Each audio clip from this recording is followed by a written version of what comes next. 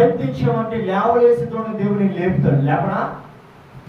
మిక్కిలి పక్షవాయుతో పడి ఉన్నవాడిని దేవుడు ముట్టి బాగు చేస్తాడు. నీవు కూడా అట్లవనే ఏదైనా వ్యాధితో ఉన్నావా, దేవుడు నిన్ను బాగు చేస్తాడు. ఆయన పరమవైద్యుడు.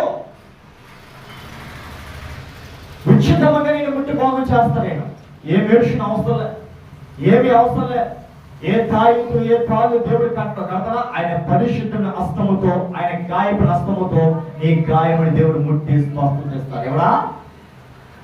ఎటువంటి వాడిని దేవుడు బాగు చేయగలడు.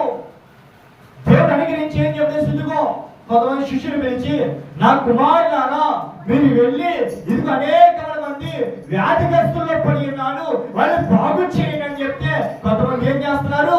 వాళ్ళు బాగు చేస్తాం అనేసి ఇంకా పాడు చేస్తారా? దేవుడు స్వస్థపరిచి దేవుడు మనకు తోడై ఉన్నాడు. నీ స్థితిని వచ్చి దేవుడికి తోడయ్యే వాక్య ప్రకారంగా మాట్లాడు. ధైర్యంగా ఉండము, నీ పాపములు క్షమించబడి ఉన్నాయి. ఆయన ఎంతవరకు వచ్చాడు? వాడేమో వ్యాధిని స్వస్థత కలిగించమని అడిగితుంటే దేవుడు ఏమన్నాడు? నీ పాపములు క్షమించబడి ఉన్నాయి అని అన్నాడు. ఈనాటి చాలా దేవుని యొక్క వాక్యం మూడో మాత్రము, ఇదిగో శాస్త్రులను కొందరు ఇతర దేవదూషణము చాలా మంది ఇదే మాట్లాడుతున్నారు. దేవుని దేవదూషణం చేస్తున్నారు.